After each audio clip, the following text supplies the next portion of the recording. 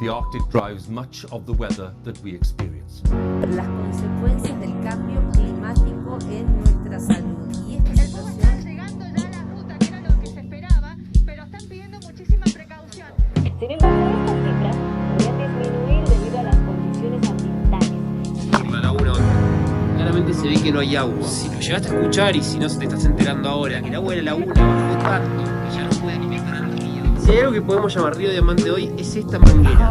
Y está conectada. Trabajar mucho sobre políticas de mitigación de emisión de gases Estamos en emergencia y hídrica, la adaptarse a situación las podría nuevas empeorar, por lo realidades. cual Regionalmente Mendoza es una tenemos de las más complicadas. Superintendente No hay agua. General de Migración. Sin asociar Importante